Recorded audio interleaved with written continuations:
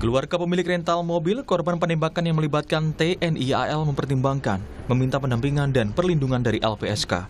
Usai membuat BAP di Pusat Polisi Militer, Aga Muhammad, anak korban mengaku akan berdiskusi dengan keluarga terlebih dahulu untuk mempertimbangkan meminta pendampingan dan perlindungan selama proses kasus masih berlangsung. Ya, kami juga akan meminta perlindungan kepada LPSK. Tadi pun sempat ditawari juga untuk meminta perlindungan LPSK seperti itu. Ya, cuman belum ada obrolan. Belum ada obrolan lagi. Nah, mungkin nanti setelah istirahat sampai rumah kita ngobrol kembali dengan keluarga kan. Lembaga Perlindungan Saksi dan Korban LPSK sudah menerima 6 permohonan yang diajukan keluarga korban, salah satunya adalah pendampingan selama menjalani proses hukum dan ganti rugi terhadap korban penembakan di rest area. Ada 6 saksi dan korban penembakan, termasuk salah satu korban selamat berinisial R yang saat ini masih menjalani perawatan di rumah sakit. Kami sudah kontak-kontakan kepada keluarga korban dan korban ya. Nah, keluarga korban ya, terus kemudian mau janjian, cuman keluarga korban menyampaikan akan ke LPSK, cuman karena terhalang ya akhirnya LPSK menjemput bola.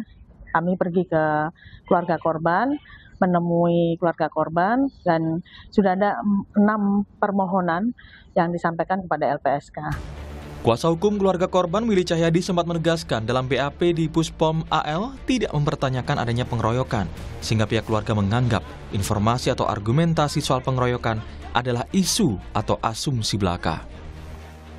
POM AL tidak menyinggung hal itu atau mempertanyakan hal itu, bahwa ada argumentasi atau opini lain terhadap klien kami diasumsikan bahwa adanya terjadi suatu tindak pidana pengeroyokan.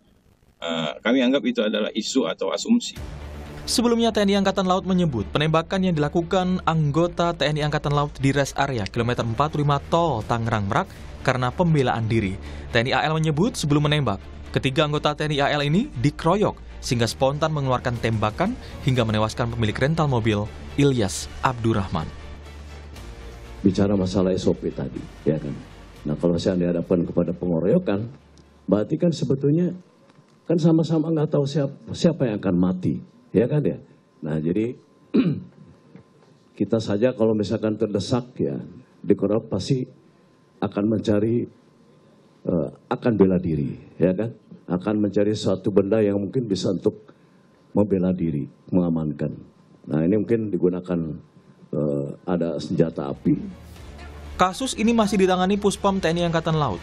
Publik berharap kasus yang menyeret TNI dan terkait Polri ini diusut tuntas hingga korban mendapatkan keadilan. Tim Liputan, Kompas TV.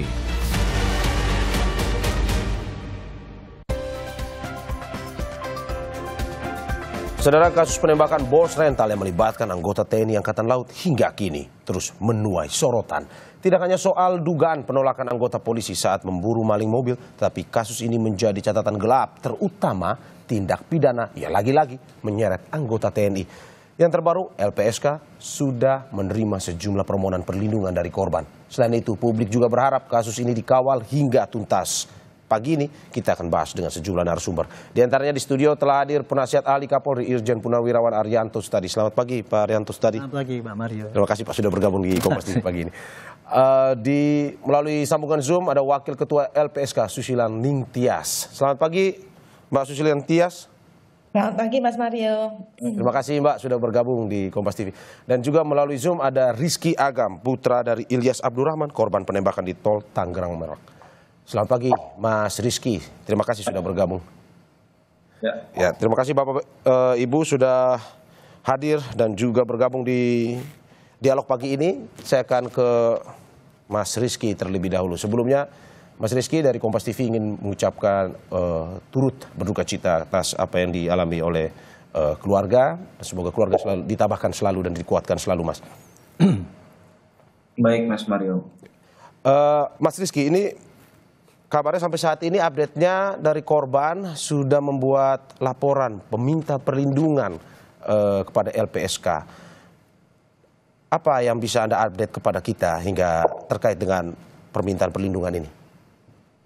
Ya, jadi dari LPSK kemarin sudah datang ke rumah kami menjemput bola ya, dan menawarkan perlindungan terhadap kami sebagai saksi. Lalu kemudian ketika kita sudah berdiskusi dengan keluarga dan saksi-saksi yang lain, ya kita menerima perlindungan tersebut. Oke, Mas, saya mengutip pernyataan dari kuasa hukum Anda yang mengatakan Willy Cahyadi telah mengajukan perlindungan kepada LPSK. Namun dirasa ada keperluan sedikit untuk pengajuan perlindungan ini karena ada keperluan sedikit dan adanya keraguan keselamatan dari pihak klien kami. Keraguan keselamatan ini apa maksudnya? Dalam arti bahwa apakah mungkin ada ancaman pada Anda dan juga keluarga? Tidak ada ya, tidak ada, tapi ada rasa kekhawatiran, Mas, seperti itu.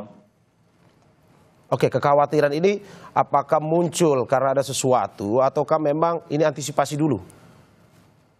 Sebagai antisipasi aja, Mas Mario, karena kita tidak seperti apa, Mas. Oke, dari awal sendiri, Mas, kalau bisa diceritakan bagaimana awalnya dari arti keluarga dan juga penasihat hukum dan saksi yang lain akhirnya bersepakat nih untuk meminta meminta perlindungan dari LPSK. Apakah mungkin memang ada pertimbangan-pertimbangan yang membuat harus itu? Ini cerita awalnya seperti apa? Ya, jadi pada saat itu kemarin ya LPSK mendatangi rumah kami dan menjelaskan bahwa ini dari lembaga negara dan diakui negara, dan menceritakan bahwa LPSK ini melindungi saksi-saksi korban begitu, Mas Mario. Ya. Menerimalah ajuan tersebut begitu. Apa waktu itu langsung memutuskan untuk oke, saya menerima jawaban dari LPSK ini, atau ada diskusi dulu dalam pihak keluarga? Sebelumnya sebelum hari pengajuan itu kita sudah didatangi LPSK, cuma belum sempat bertemu.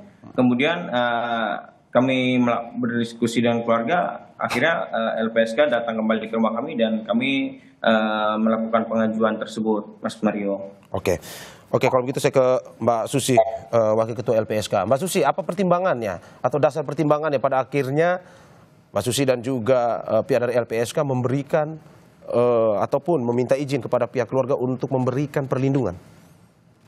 Iya, selamat pagi Mas Mario. Ya.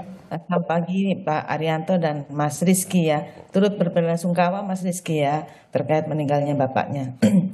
Nah, beberapa waktu yang lalu kami melihat pemberitaan ya dari keluarga korban bahwa keluarga korban berkeinginan untuk mengajukan permohonan perlindungan kepada LPSK. Nah, berdasarkan itu, tapi memang pada saat itu belum hadir ya ke LPSK, belum ada komunikasi, sehingga kemudian kami melakukan komunikasi terlebih dahulu, dan akhirnya kami kemarin datang ke sana. Nah, kami melihat bahwa kasus ini banyak dimensinya ya.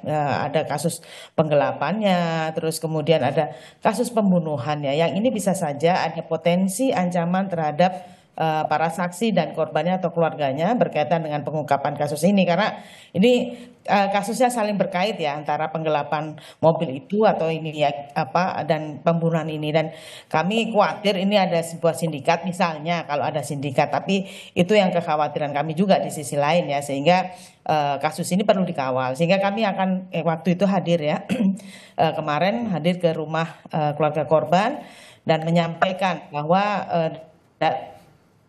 terkait dengan hal ini, saksi dan korban itu memiliki beberapa hak dan yang bisa kemudian diakses gitu ya, termasuk hak untuk diberikan perlindungan, terus kemudian kalau memang sakit dan sebagainya itu kan mereka bisa mendapatkan bantuan medis ya dari LPSK.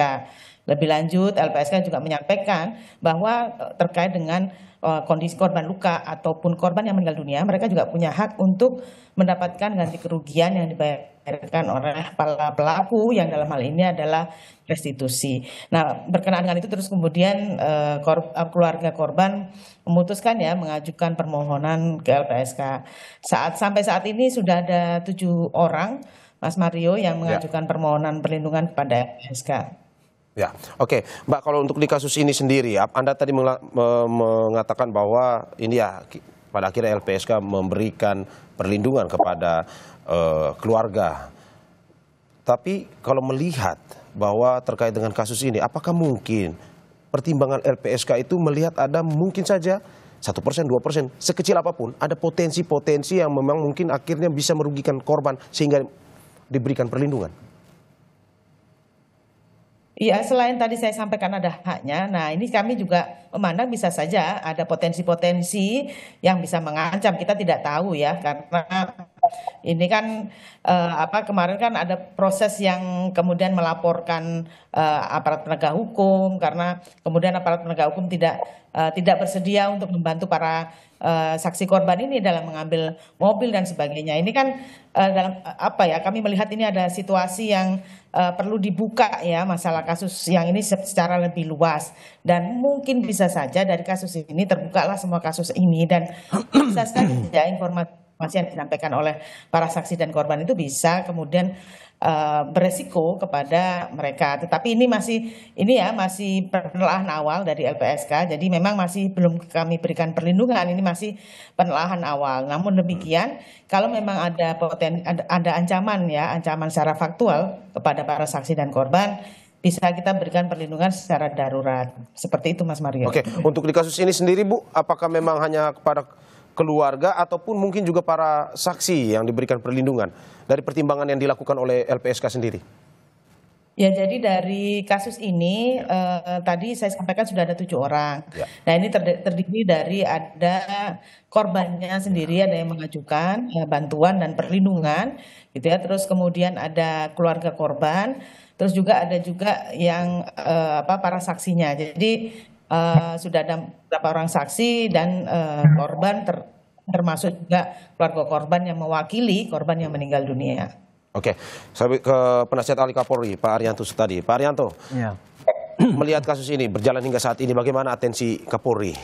Ya, terima kasih pertama kali saya sebelum memberikan komen ya, saya mengucapkan mohon maaf, melanjutkan Pak Kapolri ya, mohon maaf karena belum bisa memberikan perlindungan yang maksimal kepada masyarakat. Ya. Dan saya kesempatan ini juga menyampaikan juga bela sungkawa pada keluarga yang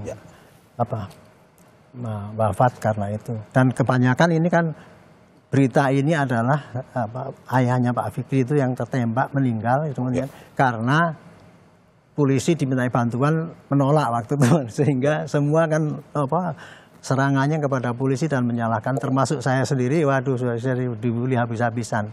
Karena padahal tujuan saya adalah ingin menerangkan bahwa ketika para korban itu datang kepada polisi kan dia minta bantuan pengawalan ya, pengawalan untuk kemudian supaya bisa mengambil kendaraan dari orang yang nyewa itu.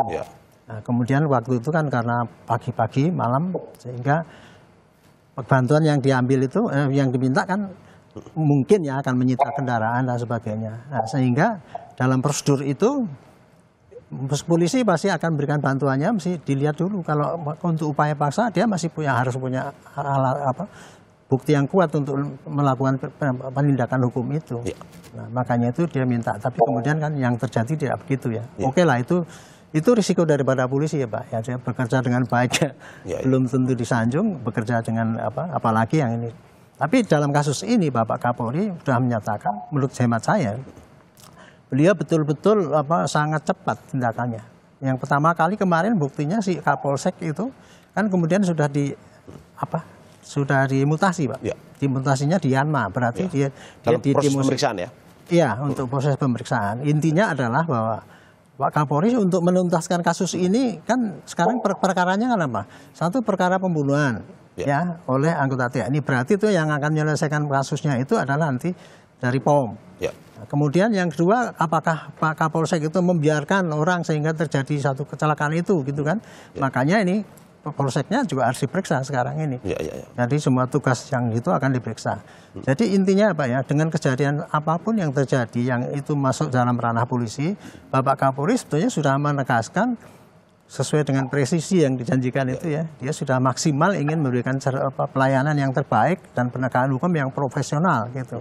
Tetapi dinamika yang terjadi di lapangan itu kadang-kadang kita memang dihadapkan pada pilihan yang sulit. Seperti kemarin itu, ketika mau memberikan pelayanan itu, kalau dari tugas pokok polisi sebagai pelayan masyarakat, dia harus mendahulukan dengan risiko apapun kan gitu kan. Harusnya.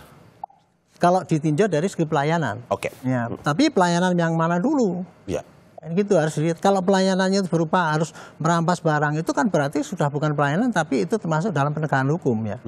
Nah, itu harus didasari dengan alasan yang kuat sehingga kita tidak diprotes nanti seandainya terjadi yang negatif sebaliknya gitu. Ya, tapi kan Pak, dari tugas polisi kan sebenarnya memang tidak ada keharusan untuk menolak sebenarnya. Maksudnya dalam arti bahwa polisi perlu mendalami kasus tersebut, bukan langsung menolak. Ini tanggapan Anda seperti apa? Kemarin disebutkan dengan menolak gitu lah. Tapi sebetulnya yang terjadi bukan menolak, Pak. Begini, polisi didatangi orang minta bantuan, Pak tolong saya diantar untuk ngambil mobil saya. Kan gitu kan. Nah, kan polisi harus membantu dong. Ya, betul. Tapi membantu apa? Itu kan membantu mengambil mobil gitu kan. Betul. Nah, terus kemudian kalau membantu mengambil mobil berarti itu harus seakan-akan namanya penyitaan kan. Nah, untuk penyitaan itu namanya sudah upaya paksa. Jadi polisi pasti Kapolseknya waktu itu kan memberikan perintah supaya ada laporannya enggak, duduk perkaranya apa. Itu yang diminta kan. Tapi kan itu tidak disampaikan karena buru-buru pengen ngejar ketangkepnya itu. Itulah makanya dia mengelak bahwa dia tidak menolak. Tetapi dia tidak bisa melakukan tindakan apabila tidak didasarkan pada alat dasar hukum yang kuat untuk melaksanakannya. Inilah Pak, jadi dilema di dalam tugas polisi antara penegak hukum dengan pelayanan itu. Di satu sisi pelayanan harus cepat-cepat apapun yang terjadi. Tapi penegakan hukum harus clear dasarnya itu supaya tidak salah tindak. Kira-kira gitu masalahnya. Tahan dulu Pak Arianto. Saya ke Mas Rizky. Mas Rizky, bagaimana menanggapi Pak Arianto yang mengatakan bahwa sebenarnya tidak ada penolakan? Anda sebagai pihak yang ada saat itu, bagaimana cerita sebenarnya? Ya, saya sangat tidak setuju ya dengan pernyataan Pak Arianto. Bukan penolakan. Memang jelas di situ penolakan. Karena yang kita melaporkan itu bukan hanya semata-mata penggelapan mobil. Ini ada upaya pengancaman pada saat disakiti yang sudah menodongkan pistol. Maka dari laporan itu pun harusnya tidak ada alasan untuk menolak laporan kami. Pak Mario ini sudah urgensi dan sudah mengancam nyawa seorang, berarti kan sudah termasuk suatu tindak pidana, Mas Mario, begitu. Bahwa tidak ada penolakan saat itu ya. Yang terjadi bahwa memang polisi, kalau yang Anda mau bilang bahwa polisi memang tidak menerima laporan Anda, sehingga akhirnya Anda dan almarhum ayah Anda langsung melakukan tindakan karena memang tidak diterima saat itu ya? Ya, ketika kami mendapat penolakan pendampingan tersebut, ya dari pihak Polsek pun menyarankan kami untuk membawa mobil kami sendiri. Lalu pada saat kami sudah membawa mobil kami, barulah mobil kami itu dibawa ke Polsek Cinangka untuk diproses. Kan ini tidak masuk logika ya. Padahal kita sudah menjelaskan ke petugas piket pada malam itu bahwa yang membawa mobil kami itu membawa senjata api, Mas Mario. Dan ketika itu ditanyakan seperti apakah petugas piket malam itu menanyakan seperti apakah ciri-ciri senjata api itu. Dan abang saya menjawab berwarna hitam dan seperti airsoft gun karena abang saya awam dalam senjata api. Kemudian dari petugas piket pada malam itu pun menjawab itu hanya senjata api bohongan, begitu Mas Mario. Berarti ada tanggapan seperti itu. Oh, itu mungkin senjata api bohongan ya? Betul. Apakah sebenarnya boleh Pak Arianto dalam arti bahwa ini polisi belum mengecek langsung, tetapi langsung memberikan tanggapan, ini senjata api bohongan nih, sehingga akhirnya tidak memberikan perlindungan kepada... Saya tidak bisa mengatakan itu polisi boleh apa tidak ya. Saya sendiri tidak tahu bagaimana yang terjadi di waktu itu ya. Saya hanya membayangkan, saya dulu juga pernah jadi prajurit yang di lapangan. Karena saya jadi polisi bukan langsung jadi pimpinan, jadi jenderal, enggak. Saya dulu dari prajurit Pak. Dan sering sekali menghadapi apa-apa yang terjadi di lapangan itu seperti itu. Jadi kalau polisi kemudian tadi mengatakan wah itu seakan-akan menolak ya, saya nggak mau ambil sendiri itu. Kalau polisi itu ya dilapori seperti itu kemudian dia menolak tanpa pertimbangan situasi pada saat itu memang polisi jelek, salah. Tetapi kalau dia mempunyai pertimbangan yang masuk akal, itu ya tidak bisa dipersalahkan. Makanya itu kan kemarin ya saya mengatakan bahwa kepada polisi yang di Polsek itu pasti harus diperiksa apakah dia itu lalai, apakah dia sengaja menolak apakah dia ada alasan untuk dia tidak bisa melakukan tindakan itu. Ya. Itulah yang harus dikaji berikutnya. Oke, Pak, pertimbangan masuk akal seperti apa yang misalkan ada laporan seperti yang dilakukan oleh Mas Rizky dan keluarga ini. Misalkan laporan seperti itu mengatakan ini saya diancam, mau ditembak, sehingga akhirnya polisi bisa melakukan penolakan. Ini pertimbangan seperti apa yang? Sekali lagi saya nggak bisa menerangkan ya. Jadi itu mungkin yang bisa menerangkan kepada masyarakat itu mungkin Propam yang melihat, menanyakan kepada petugas polisi ataupun Kapolsek yang diwawancari oleh Propam. Gitu. Jadi saya kira itu. Kalau saya mengatakan pertimbangannya misalkan seperti itu, nanti saya salah lagi. Dibilang saya kemarin kan saya sudah dibully karena polisi kalau nggak berani ditembak ya jangan jadi polisi kan gitu. Padahal saya kan tidak, maksudnya akan menerangkan bukan begitu.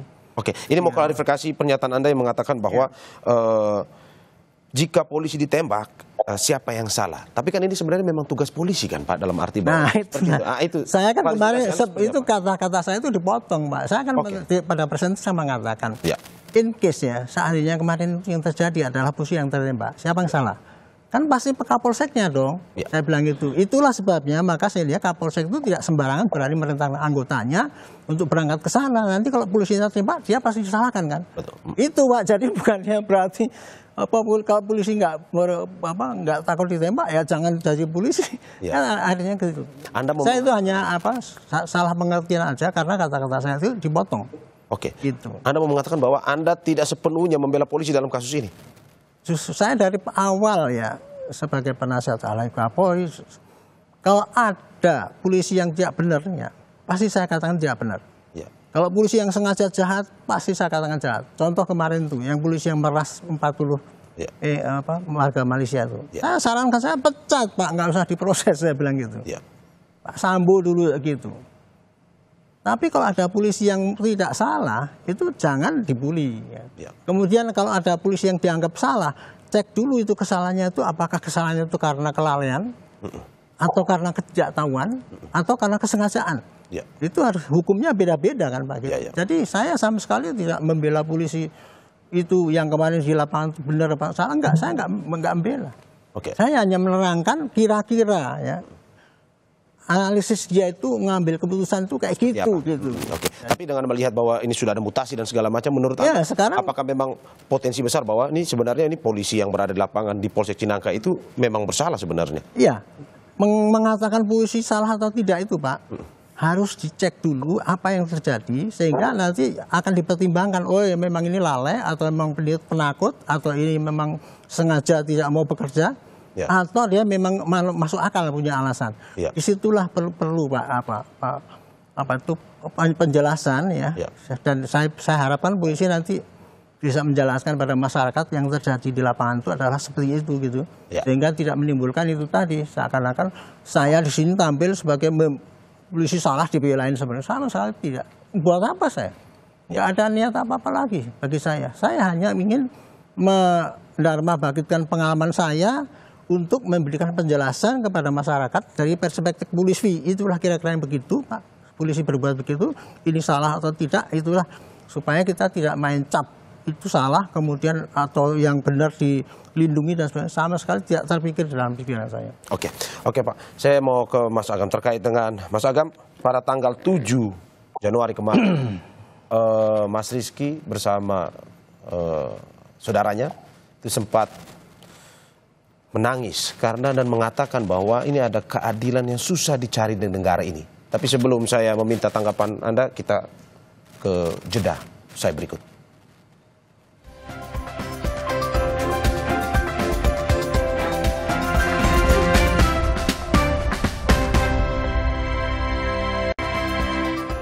Terima kasih masih di Sapa Indonesia Pagi bersama saya Mario Sarong dan juga dengan narasumber saya penasihat ahli Kapolri Irjen Purnawan Arianto Sutadi, dan Wakil Ketua LPSK Susila Ningtyas, dan juga Rizky Agam, putra dari Ilyas Abdurrahman, korban penembakan di Tol Tangerang Merak. Saya ke Mas Rizky dulu. Mas Rizky, pada tanggal 7 Januari ini Anda bersama saudara Anda sedih dengan sambil mengatakan bahwa ini susahnya mencari keadilan di negara ini. Apa yang Anda mau sampaikan sebenarnya?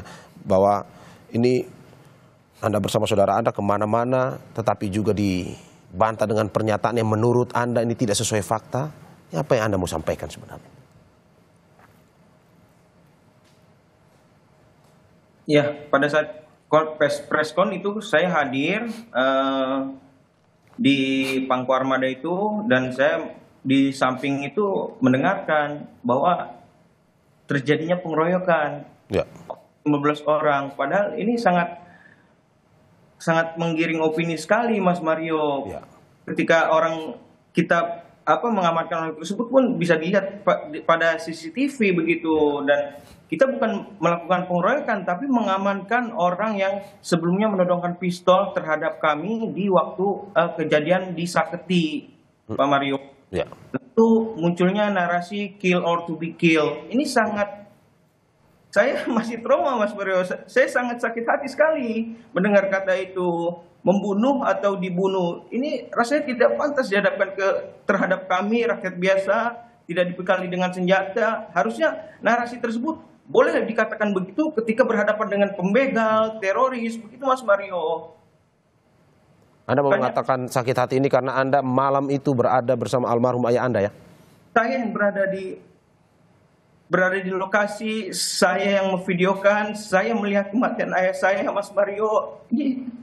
Kejadian ini sangat keji sekali untuk penembak ayah saya. Bayangkan Mas Mario boleh cek CCTV, itu pelaku penembak itu sambil merokok, sambil menembakkan dada ke arah ayah saya. Saya sakit hati sekali, Mas Mario, melihat video tersebut.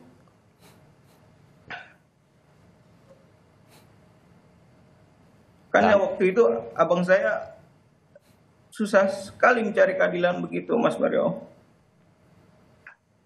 Ya, karena Anda melihat langsung, Anda merasa bahwa ini tidak sesuai fakta, Anda ada bersama abang Anda, saudara Anda, pada akhirnya merasa bahwa perlawanan terhadap Anda atas apa yang Anda lihat pada malam hari itu tidak sesuai dengan kenyataan yang Anda saksikan. Apalagi Anda menceritakan bahwa Anda menemani almarhum ayah Anda. Sangat tidak sesuai, Mas Mario. Bahkan pada saat preskon itu ada satu fakta kunci yang tidak dijelaskan, yaitu penodongan senjata api waktu di awal di Sakti Pandeglang, Mas Mario. Itu yang dihilangkan begitu saja. Sebabnya ada terjadinya penembakan di rest area kejadian peristiwa itu kan waktu sebelumnya dia sudah menodongkan pistol terlebih dahulu, Mas Mario, di Sakti begitu. Oke. Mas, pada akhirnya Anda juga sempat menyebutkan ada meminta bantuan Presiden Prabowo Subianto. Menurut Anda apakah memang hingga saat ini Anda sudah tak ada harapan lagi dengan aparat ataupun dengan pihak yang berwenang yang mengurus kasus Anda? Anda merasa bahwa satu-satunya orang yang bisa dimintai bantuan adalah sebenarnya Presiden Prabowo? Ya, kami meminta ke Presiden langsung agar mendapatkan atensi untuk keadilan ayah saya, Pak Mario, begitu. Ya. Oke, saya ke LPSK. Bu Susi, ini melihat kasus seperti ini perlindungan seperti apa yang mungkin bisa diberikan kepada korban dan juga saksi? Yang pasti pertama kan pendampingan ya dalam semua proses peradilan pidana. Misalnya dari pemeriksaan di proses penyidikan sampai kemudian memberikan keterangan di persidangan. Termasuk juga kalau memang ada potensi ancaman, nanti kami akan melakukan telah lebih lanjut ya. Nah itu memang bisa kita berikan pendampingan secara fisik ya, perlindungan secara fisik maksud saya. Nah itu bisa kita kawal dan sebagainya ya, nanti lihat perkembangan juga ini berkaitan dengan kasus ini. Yang kedua, berkaitan dengan keluarga ya, ada juga korban ya.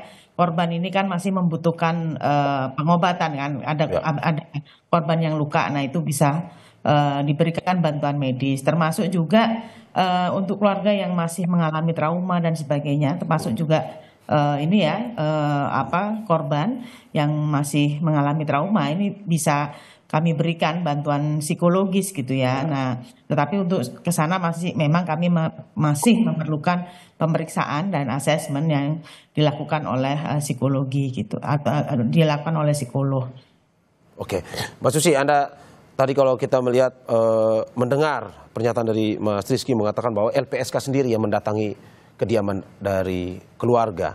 Ini apa yang membuat pada akhirnya LPSK ini datang ke kediaman keluarga? Apakah mungkin melihat bahwa ada kejanggalan atau ketidakadilan yang mungkin didapatkan oleh pihak korban? Ya, potensi itu bisa saja terjadi ya. Nah, kami melihat bahwa kasus ini ada bisa saja ada potensi ancaman, bisa saja peradilan pidananya, potensi untuk peradilan pidananya juga tidak terbuka misalnya gitu ya, tidak adil gitu ya. Kami sih berharap proses peradilan pidana yang berjalan ini akan adil ya bagi korban, bagi keluarganya dan bagi para saksi gitu ya. Jadi itu yang kami melihat. Terus yang kedua juga mereka ini punya hak ya, para saksi, para korban, para keluarga ini juga punya hak yang mungkin bisa diakses dan bisa diberikan oleh LPSK kepada mereka.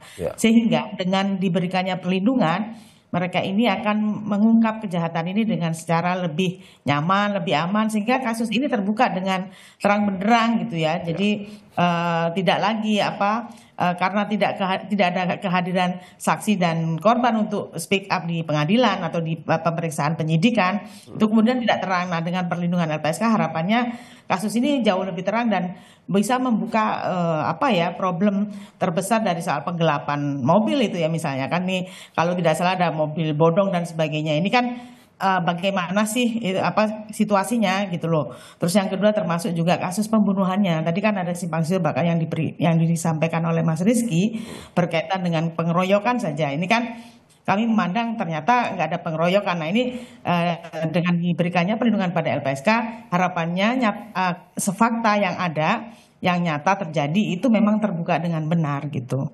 Oke, kalau dari LPSK sendiri melihat dari pernyataan yang disampaikan oleh pihak korban dan juga keluarga dengan membandingkan dengan pernyataan yang disampaikan oleh kemarin TNI AL ataupun dari pihak kepolisian, apakah LPSK sendiri melihat ada kejanggalan ataupun memang ada sesuatu yang ini tidak sesuai fakta sebenarnya? Ya, yang pasti tadi pernyataan dari Mas Rizky dan para saksi yang sudah berkomunikasi dengan LPSK sama gitu ya. Terus kemudian ini didukung juga dengan CCTV yang ada gitu. Jadi nanti biar pengadilan yang akan membuktikan gitu ya pernyataan mana yang benar, karena pernyataan dari para saksi, para keluarga korban itu sesuai dengan CCTV yang ada. Tapi namun demikian ini perlu dibuktikan lagi ya dengan di pengadilan dan sebagainya gitu. Oke, saya ke Pak Arianto tadi. Pak Arianto, bagaimana melihat ini cerita seperti dari Pak Mas Rizky sendiri yang mengatakan bahwa ya saya berada di tempat kejadian saat itu, bahwa cerita yang disampaikan oleh Mas Rizky dan keluarga ini tidak sesuai dengan pernyataan yang disampaikan kemarin ada TNI AL pun juga dari pihak kepolisian. Saya bisa membaca ya betapa sangat sakitnya Pak Rizky itu ya. Sudah kehilangan orang tuanya, ditembak dengan senjata api, kemudian dia malah dituduh itu karena dikeroyok kan yang nembak itu. Makanya itu saya bilang keadilan yang dituntut oleh Pak Rizky itu pasti dia ingin menuntut keadilan, yaitu siapa saja yang ikut terlibat sehingga meninggalnya ayahnya itu kan. Siapa yang menembak itu harus dihukum dengan ininya. Polisi yang membiarkan sehingga ayahnya tidak terlindungi juga harus diadili dan sebagainya.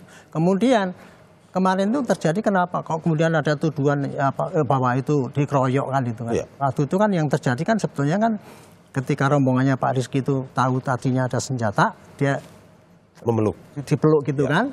Tapi ternyata yang membawa senjata orang lain kan menembak kayak gitu. Itu yang terjadi kayak gitu. Jadi saya pikir ya ini kuncinya adalah tinggal tolong ini kasus ini dibuka lebar-lebar yang terjadi di lapangan apa gitu. Sehingga publik akan tahu ini kejadiannya seperti itu dan kepada yang bersalah sudah dikenakan hukuman apa tidak. Jangan nanti kemudian ditutup-tutupi persidangan itu tadi. Apalagi tadi saksi-saksi tidak dimajukan sesuai dengan saksi-saksi untuk membuktikan apa yang diterangkan oleh Pak Rizky itu tadi. Itu pesan saya pada LPSK itu, tolong kawal kasus ini, jangan sampai nanti Pak Rizky ini dirugikan. Haknya dia untuk menyampaikan informasi bahwa mereka itu benar ya, mereka itu korban, itu jangan sampai nanti disaring sehingga di pengadilan tidak muncul. Nanti itu haknya tidak keadilan nggak akan sampai tercapai. Biasanya yang saya sering lihat kayak gini itu di dalam persidangan itu penyidik ataupun penyidik polisi ataupun penyidik TNI militer, kebanyakan dia pasti akan menutupi aib institusinya kan gitu. Sehingga dia akan menutupi dengan cara yang wajar ataupun kemudian menghilangkan keterangan-keterangan yang sengaja sehingga tidak bisa membuka apa yang terjadi. Itu pesan saya gitu. Jadi ini ya, keadilan yang dituntut oleh Pak Rizky ini adalah siapa yang mengakibatkan ayahnya wafat itu harus diproses sesuai dengan bobot kesalahan yang dilakukan oleh mereka. Dalam hal ini saya juga ingin menyampaikan ya, Pak Kapolri di dalam presisinya itu mengatakan sebagai menjadi polisi yang humanis, penegak hukum yang berkeadilan. Dia pakai semangat itu. Ya, jadi semangat itu sudah ada di polisi ya, walaupun prakteknya di lapangan masih beda-beda kan gitu penafsirannya gitu. Tapi intinya dari kasus ini menurut hemat saya inilah contoh satu kasus ya, bahwa apa yang terjadi di lapangan itu memang sangat rumit untuk polisi itu. Antara tugas melayani dengan cepat dan tugas penegakan hukum yang harus profesional. Dan kemudian antara kepentingan melindungi masyarakat dari suatu ancaman atau kepentingan melindungi anak buah yang supaya selamat di dalam tugas. Itu sama juga semua yang harus diperhitungkan oleh seorang komandan. Tapi saya senang ya karena apa? Kepada polisi yang terlibat di situ dalam tanda petik ya, dari Kapolsek itu semua sekarang sudah diperiksa untuk dicari apakah dia salah apa tidak, dan kemudian dari POM juga sudah langsung Pak Panglima TNI langsung sudah saya tangkap dan akan diproses gitu kan. Itu artinya adalah suatu tanggung jawab pimpinan masing-masing untuk memproses ini dengan seterang-terangnya. Mudah-mudahan ini kasus ini akan dikawal dan akan terang benderang apa yang terjadi, dan kemudian kita tidak saling salah menyalahkan seakan-akan yang salah kok dilindungi oleh atasannya atau oleh institusinya dan sebagainya. Dan dari Polri sendiri melihat bahwa ini ada kekecewaan atas pernyataan dari pihak polisian kepada ya pasti keluarga. Kalau umumnya ya Pak ya, netizen itu sekarang kecewa karena dianggap polisi kan sudah terlalu jelek ya citranya gitu ya. Sehingga setiap ada polisi yang dituduh jelek dan kemudian kita menjelaskan bahwa ini kejelekannya seperti ini, apakah itu betul-betul jelek apa tidak atau karena kelalaiannya, itu nggak akan diterima. Itu udah risiko daripada tugas polisi itu dari dulu. Bukan sekarang aja Pak, dari dulu kayak gitu. Tapi intinya di dalam medsos yang sekarang ini begitu dahsyat ya, intinya adalah kita harus memberikan penjelasan kepada masyarakat itu yang sebetulnya terjadi. Jangan yang keluar itu adalah yang cuman buzzer yang hanya untuk membuli, untuk ini menyesatkan masyarakat, kan kasihan Pak itu rakyatnya. Oke. Saya ke Mas Rizky. Mas Rizky, kemarin Anda sempat diperiksa di Puspomal. Ini katanya Anda ini bertemu atau tidak dengan 3 tersangka dari TNI AL tersebut? Ya, jadi pada saat saya diperiksa di Puspomal, ya kami hanya diberi foto dan pelaku sudah ditahan begitu, tidak ditemukan, hanya dikasih foto saja begitu Mas Mario. Oh, tidak dikonfrontasi langsung atau tidak bertemu langsung saat itu ya dengan para tersangka nih? Langsung. Oke. Apa waktu itu yang disampaikan oleh pihak Puspomal terkait dengan kasus ini pada Anda dan keluarga? Ya, kami di Puspomal juga disumpah terlebih dahulu ya sesuai agamanya. Jadi memberikan kesaksian yang sebenar-benarnya dan tidak ada yang ditutupi begitu Mas Mario. Oke, ada pembicaraan terkait sanksi dalam arti bahwa yang akan diberikan oleh Puspomal kepada 3 orang tersebut? Saya belum mengetahui ya, hanya menjelaskan kejadian ceritanya seperti apa begitu, dan dari pihak Puspomal pun menyarankan agar kita bersama-sama mengawal kasus ini begitu. Oke, berarti tidak terlalu detail ya terkait dengan pembicaraan mengenai sanksi kepada 3 orang tersebut ya Mas? Tidak. Oke. Saya ke Bu Susi. Bu Susi, terakhir ini bagaimana melihat bahwa ini perlindungan korban perlu dikedepankan, tapi juga keadilan ini perlu menjadi sesuatu yang prioritas. Ini LPSK sendiri melihat bagaimana? Iya, terutama di kasus ini, Bu. Iya. dalam kasus ini ya memang keadilan satu menemukan bagi saksi dan korban ya. Ini menemukan kebenaran fakta yang mereka ketahui. Ini salah satu hal yang mereka inginkan, yang mereka butuhkan. Ini yang itu adalah adil bagi mereka. Yang kedua adalah proses hukum itu sendiri gitu. Bagaimana kemudian proses hukum ini berjalan dengan fairness gitu ya. Terus kemudian bagaimana proses hukum ini kemudian menjerat para pelakunya dengan tindak pidana yang dengan pidana yang sesuai gitu ya. Terus yang berikutnya adalah ini ya, kasus ini kan menurut saya tidak hanya pembunuhan ya, tapi ada kasus penggelapan. Yang ini melibatkan aparat gitu ya. Yang ini apakah ada sindikat dan sebagainya, ini saya kok melihat ini perlu juga gitu ya dibuka gitu ya. Jangan sampai ini kejadian lagi di masa mendatang gitu ya. Ada sindikat jual beli mobil bodong dan sebagainya, ini terus kemudian berkembang gitu. Jangan sampai ini aparat penegak hukum, aparat keamanan ini juga melakukan hal seperti ini gitu kan. Ini kan nggak benar. Terus yang berikutnya adalah berkaitan dengan hak-hak saksi dan korban yang itu perlu diberikan oleh negara. Seperti itu.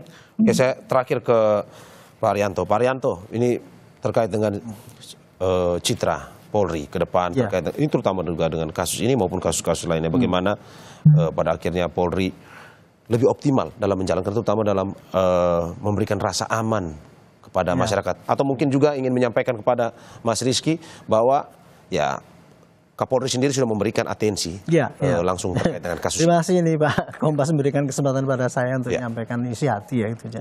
Saya sekali lagi mengucapkan mohon maaf kalau polisi selama ini tidak bisa memberikan pelayanan yang baik.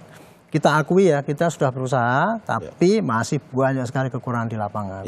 Dan kepada Mas Rizky, saya betul-betul ikut berbelasungkawa ya, tapi kemudian makanya untuk membalas kekeliruan kami itu, maka kami akan memproses ini seterang-terangnya. Itu tadi seperti tadi diingatkan oleh Ibu dari LPSK itu, saya terima kasih bahwa kasus ini yang terjadi bukan hanya kasus penembakan, kemudian penolakan laporan, tapi juga ada kasus penggelapan barang itu. Dan itu sudah merupakan sindikat. Ini yang harusnya diungkap juga gitu. Nah, dalam hal ini saya pikir kepada polisi ya, itulah contoh sekarang kita itu sekarang lagi disorot. Jadi jangan ogah-ogahan kalau menerima suatu input daripada masyarakat untuk minta keadilan itu. Jadi jangan mengusut kalau sudah diviralkan kan gitu kan, seakan-akan kan gitu. Jadi mudah-mudahan kasus ini menjadikan suatu batu loncatan atau enggak untuk kita betul-betul bersama-sama ya. Jadi untuk memperbaiki citra polisi, memperbaiki citra hukum kita di Indonesia ini, itu harus semuanya bergerak, tidak hanya polisi doang yang suruh kerja, tapi masyarakat yang memberikan sorotan itu tajam sekali nggak apa-apa. Pak Kapolri senang kalau dikritik ya, bukan basa-basi gitu. Hanya dengan kayak gitu kita akan mencapai perubahan yang baik ya. Kalau kita itu semua cuman kesalahan dibiarkan gitu, kemudian tidak dikritisi, ya itu namanya nggak akan ada perbaikan. Ya ini saya terima kasih lah. Mudah-mudahan ini ke depan ini semua bisa pencerahan dan kemudian jelas apa yang terjadi, dan yang tidak adil bisa segera ditegakkan lagi keadilan menurut Pak kacamata. Mas Rizky, singkat saja terakhir mungkin ingin menyampaikan sesuatu kepada Pak Kapolri lewat Pak Arianto. Ya, saya memohon ya untuk mengawali dan menangani kasus ayah saya dan pelaku ini dapat hukuman yang seberat-beratnya begitu, karena sudah menghilangkan nyawa ayah saya gitu. Sekali lagi kita turut berduka atas apa yang menimpa Anda dan keluarga. Semoga keluarga ditabarkan selalu, dan terima kasih pada narasumber Penasihat Ahli Kapolri Irjen Purnawiawan Arianto Sutadi. Terima kasih Pak. Terima kasih. Juga Wakil Ketua LPSK Susila Nintias. Terima kasih Ibu, dan juga terima kasih kepada Mas Rizky Agam, putra dari Ilyas Abdurrahman, korban penembakan di Tol Tanggerang Merak. Semoga sehat selalu semua Bapak Ibu. Ya, terima kasih.